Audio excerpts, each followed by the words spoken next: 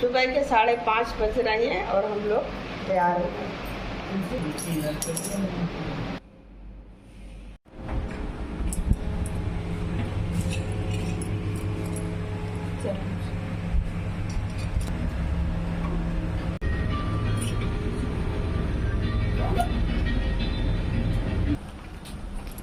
सुबह के 5:30 बज रहे हैं और चल रहे हैं। फिर से दर्शन कर लेते हैं फिर से सुबह सुबह के, और द्वारका की गलियों में घूमते हुए दोस्तों होटल से निकल लिए हैं।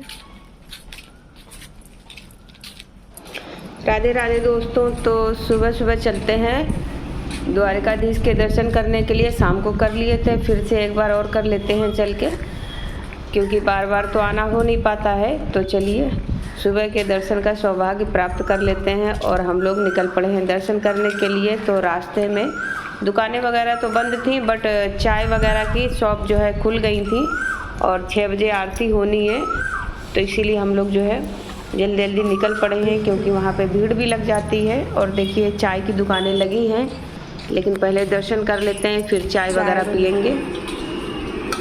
और कोयल की आवाज़ देखिए कितनी अच्छी लग रही है। तो सुबह सुबह का वातावरण वो भी यहाँ पे बहुत ही आनंद लग रहा है, मन बहुत ही शांत हो रहा है, बड़ा ही अच्छा लग रहा है। और यहाँ से मैंने जो है माला खरीद ली है और अभी जो है जूते चप्पल और मोबाइल वगैरह सब कुछ यहीं पे जमा हो जाएगा। और देखिए मेरे पीछे कितनी लंबी लाइन लगी है, सॉरी मेरे आगे। और हम लोग भी अब जो है लाइन में लग जाएंगे सामान जमा करके।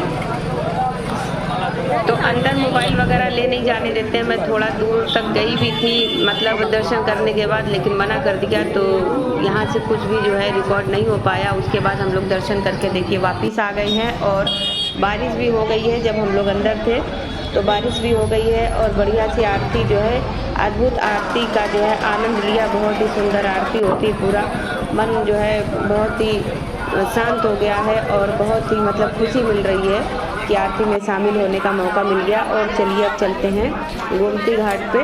तो देखिए सामने जो है सुदामा सेतु मतलब नाम दिया है इसको, तो सुदामा सेतु दिख रहा है। और अभी ये बंद है, बारिश की वजह से बंद कर रखा है। और यहाँ पे टिकट भी लगी है, तो मैंने पूछा लेकिन बोले कि नहीं अभी बारिश की वजह से बंद है। और ये आ गए हम लोग गोमती घाट के किनारे। तो यहाँ पे देखिए ये समुद्री जो है आइटम, शंख चक्र और कौड़ी और गोमती चक्र सब यहीं पे मिल रहा है। तो वही मेरी बेटी देख रही थी। और देखिए जो है ऊंट वगैरह की सवारी भी कराते हैं। और देखिए घाट कितना सुंदर लग रहा है। तो चलिए अब घाट की जो है पूजा कर लेते हैं गोमती मैया की। और अभी सुबह का समय है तो पानी इतना है, लोग कह रहे थे कि पानी काफ़ी बढ़ जाता है, बट हम लोग अभी सुबह सुबह आए हैं और कहते हैं कि रात में पानी काफ़ी कम हो जाता है। तो चलिए देखिए कितना सुंदर जो है दृश्य है, बहुत ही मन शांत हो रहा है और बड़े ही सौभाग्य से जो है दर्शन मिलते हैं। और पीछे देखिए द्वारकाधीश का मंदिर भी दिख रहा है। और यहाँ पे देखिए ऊँट वाले जो है बैठे हैं, तो ये छोटी सी मतलब राइड कराते हैं ऊँट पे। तो पीछे भी पड़ते हैं कि कर लीजिए। तो मेरे हस्बैंड जी जो तैयार थे मेरे लिए कि तुम कर लो, बट मैंने नहीं किया। थोड़ा मुझे डर भी लग रहा था और थोड़ा सा मुझे लग रहा था कि जीव पे बैठ के सवारी करना मुझे अच्छा नहीं लग रहा था, इसलिए मैंने ऊँट की सवारी नहीं की। और चलिए अब घाट पे जो है मैंने पूजा सामग्री ले ली। यहाँ आराम से पूजा सामग्री मिल जाती है। और मछलियों को चुंगाने का दाना भी जो है ये लोग बेच रही हैं। तो चलिए दाना भी ले लेते हैं और मछलियाँ भी चुंगा देते हैं।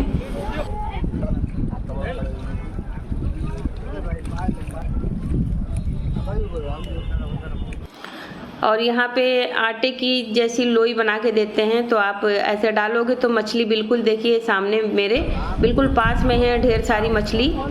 और कुछ मछली तो बिल्कुल मेरे पैरों पे भी आ गई, तो मैं डर के एकदम पीछे हो गई। और आप जितना जो है दाना डालोगे उतना ही ये पास आती जाती हैं।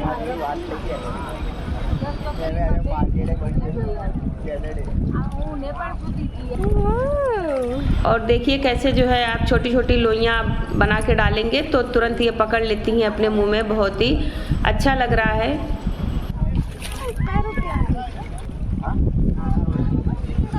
कहाँ गए डैडी? लो तो फिर जो है बेटी ने और हस्बैंड जी ने सबने जो है दाना यहाँ पे मछलियों को जो है डाला और थोड़ा सा फ़ोटो शूट वगैरह किया और थोड़ी देर घाट पे घूमते रहे। तो देखिए कितना अच्छा लग रहा है। और पानी धीरे धीरे कहते हैं कि बढ़ जाता है, लेकिन अभी हम लोगों को जो है और दूसरे स्थान पे घूमने के लिए जाना है।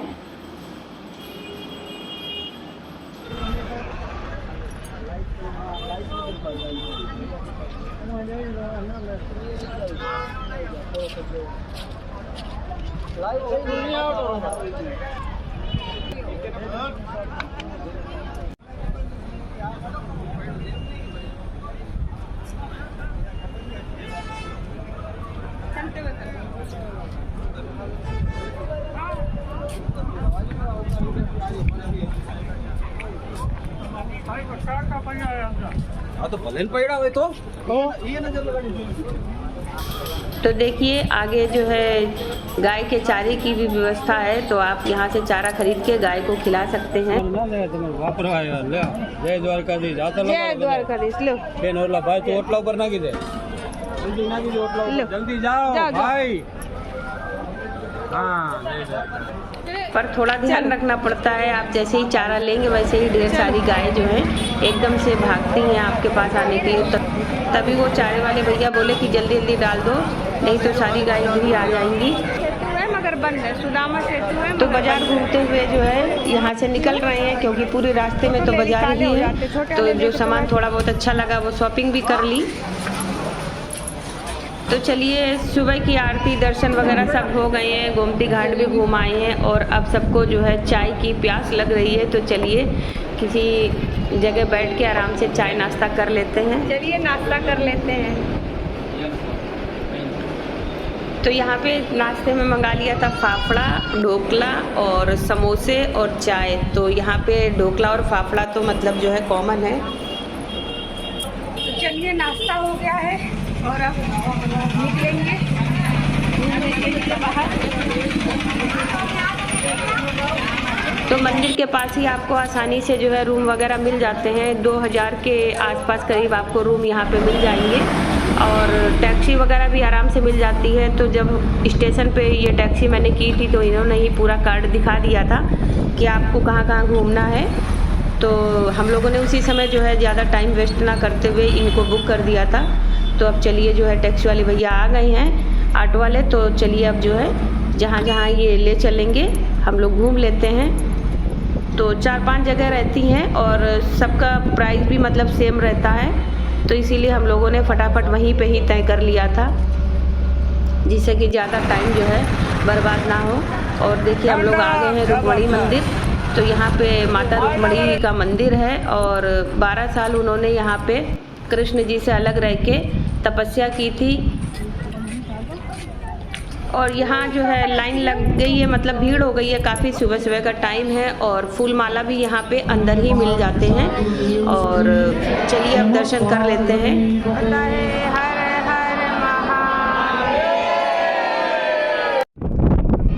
तो यहाँ पे जो है पंडित जी कहानी सुना रहे थे, आप दर्शन करेंगे। उससे पहले यहाँ पे उन्होंने मतलब सबको रोक के कहानी सुनाई, जो कि बड़ी ही अच्छी थी। बताते हैं जब कृष्ण भगवान जो है, कृष्ण भगवान के जो गुरु थे वो ऋषि दुर्वासा थे, तो उनको जो है अपने महल आने का निमंत्रण देने गए थे रथ लेकर के। तो उन्होंने रथ पे चढ़ने से मना कर दिया था कि मैं किसी जीव की सवारी नहीं करूँगा।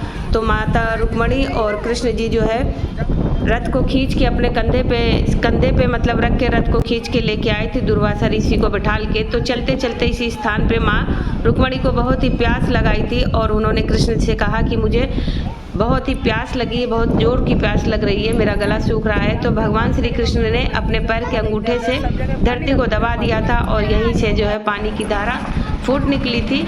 तो मैया ने मतलब जो है ऋषि दुर्वासा जी को और कृष्ण भगवान को भी पानी के लिए नहीं पूछा और जो है प्यास से व्याकुल हो गई थी। तो उन्होंने तुरंत जो है जलपान किया। तो उसी से क्रोधित होके ऋषि दुर्वासा जी ने उनको श्राप दे दिया था कि यहाँ का पानी भी खारा हो जाएगा और तुमने हमारा और अपने पति का अपमान किया है तो तुम्हें कृष्ण का वियोग भी सहना पड़ेगा। तो कहते हैं कि माता रुक्मणी ने यहीं पे 12 साल तक तपस्या की है और कृष्ण जी का मंदिर भी जो है द्वारकाधीश जी का मंदिर भी सामने दिख रहा है और करीब 3 किलोमीटर के करीब जो है, या 2 या 3 किलोमीटर के करीब ये मंदिर पड़ता है माता रुक्मणी का।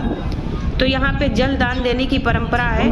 तो कहते हैं पितरों का तर्पण भी हो जाता है। यहाँ पे आप जितने का भी जल दान देना चाहें उतने की अंदर पर्ची कटती है, और कहानी भी मतलब जो है पंडित जी सबको सुनाते हैं, जिससे कि जो अभी अपनी श्रद्धा अनुसार जल दान करना चाहे वो कर सकता है। तो पंडित जी बता रहे थे कि आसपास यहाँ पे जानवरों तक के लिए पानी नहीं है, और पानी आसपास बिल्कुल खारा पानी है। और जबकि आपको कृष्ण जी के मंदिर और भी कहीं स्थान पे आपको पानी अच्छा मतलब मीठा पानी मिल जाएगा, लेकिन इस एरिया में बिल्कुल जो है खारा पानी है श्राप के कारण। तो मंदिर बहुत ही अच्छा लगा, कहानी भी बहुत ही अच्छी लगी और मन भी बड़ा शांत हुआ। तो मंदिर घूमने के बाद चलिए अब दूसरे स्थान पे चलते हैं। और श्राप के कारण ही माता रुक्मणी को जो है कृष्ण जी से 12 साल तक वियोग सहना पड़ा, और उन्होंने यहीं पे रह के 12 साल तक तपस्या की। तो जब आप दर्शन करने जाएंगे तो आपको पहले ही यहाँ पे पंडित जी कहानी सुनाते हैं, जिससे कि यहाँ की जानकारी हो सके और हम लोग जो है अपनी संस्कृति को और ये सब जो है कथाएं जान सकें। तो कह रहे थे कि यहाँ पे जो है पानी काफ़ी दूर से मंगाना पड़ता है, और आप लोग जो है जल दान का जो है भी पैसा देते हैं तो उसकी जो है पर्ची कटती है, और यहाँ टैंकर द्वारा दूर से पानी मंगाया जाता है। और देखिए पानी तो है यहाँ पे, जल तो है बट खारा है पूरा जल श्राप के कारण। और माता को भी जो है वियोग सहना पड़ा था 12 वर्ष के लिए, यहीं पे रह के उन्होंने तपस्या की थी। तो चलिए अब आगे बढ़ते हैं और घूमते हैं द्वारकाधीश की नगरी।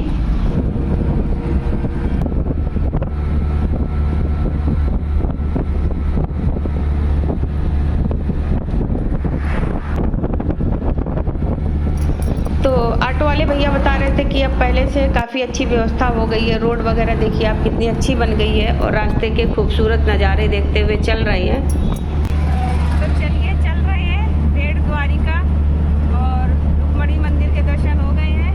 अब चल रहे हैं भेड़ द्वारिका दर्शन करने के लिए।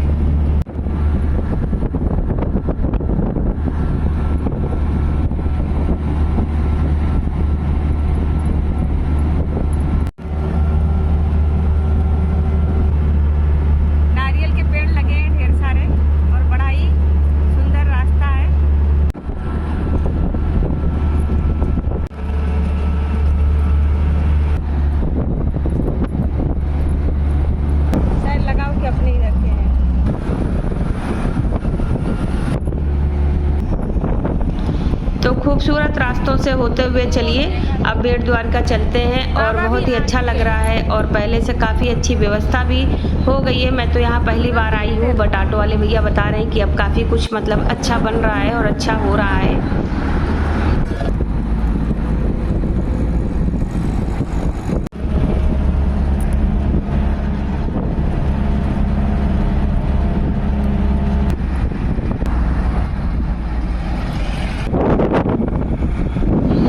आपको पूरे मतलब जो है नगरी में आपको जो है ये नाव खड़ी हुई दिख जाएंगी इस समय, क्योंकि बोल रहे थे कि बारिश का मौसम चल रहा है तो 3 महीने के लिए समुंदर में जो है अलाउ नहीं होती है नाव वगैरह ले जाना।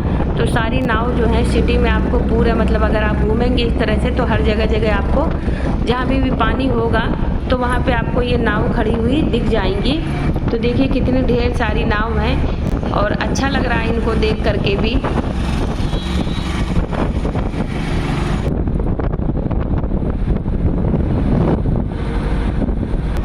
और अब आ गए हैं ये भेड़ द्वारका जाने के लिए नए पुल का निर्माण हुआ है। तो ऑटो वाले भैया यही बता रहे थे कि अभी 6 महीने पहले ही ये पुल चालू हुआ है। उसके पहले जो लोग भी आए होंगे तो वो जो है नाव के द्वारा ही भेड़ द्वारका पहुंचते थे, बट अब ये पुल बन गया है तो आसानी हो गई है जाने आने में। और इस समय क्या है कि अभी नाव भी नहीं चल रही। अगर इस समय हम लोगों को भेड़ द्वारका के दर्शन करने होते तो शायद ना मिल पाते, क्योंकि नाव वगैरह समुंदर में ले जाना अलाउ नहीं है। देखिए आप चारों तरफ जो है नाव खड़ी हुई थी, और पुल भी देखिए कितना सुंदर बन गया है। तो अब वही भैया बोल रहे थे कि अब जो है नाव की ज़रूरत नहीं है, आप पुल के द्वारा पूरा आसानी से भेड़ द्वारका जा सकते हैं।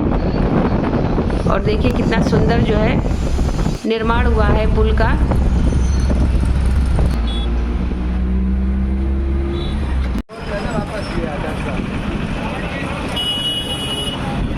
तो चलिए आ गए हैं भेड़ द्वारका। जहाँ पे श्री कृष्ण भगवान सुदामा का मिलन हुआ था। और यहाँ पर भी वही कहानी है कि फ़ोन वगैरह सब जमा हो जाएंगे। तो चलिए अब यहाँ पर भी जो है दर्शन कर लेते हैं।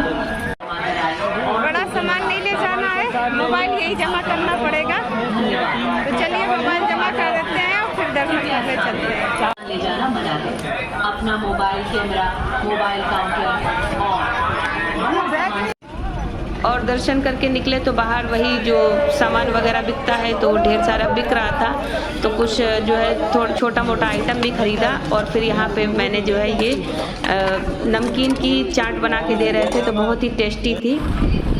और देखिए प्रांगण भी बहुत ही सुंदर बना है, अंदर मंदिर भी बहुत बड़ा और विशाल बहुत ही सुंदर बना है। बट ऑटो में बैठ के खाएंगे तो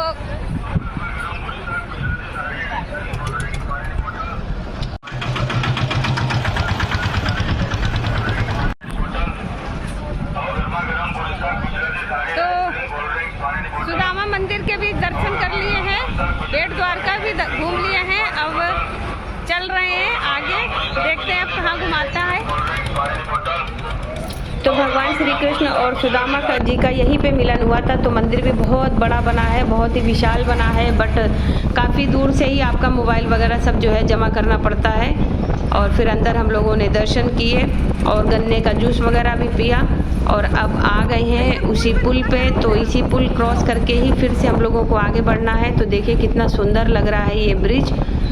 तो थोड़ी देर यहाँ पे जो है ऑटो खड़ी करवा के हम लोगों ने यहाँ समुद्र की खूबसूरती को जो है निहारा काफ़ी जी भर के। और बहुत ही तेज़ हवाएं चल रही हैं और चारों तरफ विशाल समुद्र। तो देखिए कितना सुंदर जो है दृश्य लग रहा है। और समुद्र के ऊपर से ही ये पुल बना है। और अगर ये पुल ना होता तो हम लोगों को जो है भेट द्वारिका के दर्शन भी शायद ना मिल पाते, क्योंकि इस समय नाव वगैरह, मैंने पहले भी बताया कि नाव वगैरह जो है बंद है। बट पुल चालू है। तो अब भैया बोल रहे थे कि इसी पुल से जो है दर्शन हुआ करेंगे, भेट द्वारिका तक जो है जाना आना इसी पुल के द्वारा ही होगा। समुद्र के ऊपर नए पुल का निर्माण हो चुका है दोस्तों। अब आप सब जो है भेट द्वारका आएंगे तो इसी पुल के द्वारा ही भेट द्वारका तक जा पाएंगे। बहुत ही सुंदर, अद्भुत, बहुत ही अच्छा लग रहा है।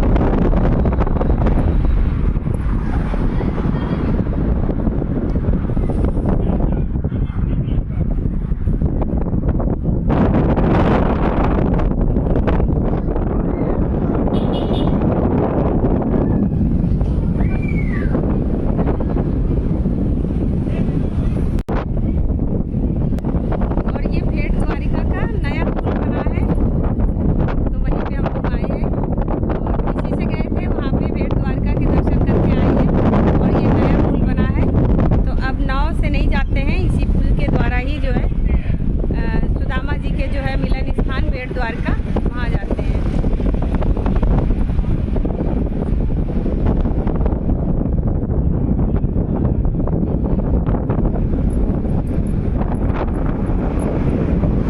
हवा बहुत तेज़ चल रही है और खूब ठंडी ठंडी हवाएं चल रही हैं। जितना देखें उतना ही कम लग रहा है। बस लग रहा है जी भर के देखते ही रहें। तो जहाँ जहाँ तक नज़रें जा रही हैं विशाल अरब सागर दिख रहा है और बहुत ही अच्छा लग रहा है। बहुत तेज़ हवाएं चल रही हैं। मन जो है बिल्कुल भर नहीं रहा है, लग रहा बस इसको निहारते ही रहें। तो मिलते हैं अब आप सबसे नेक्स्ट ब्लॉग में। तब तक के लिए बाय बाय दोस्तों, राधे राधे।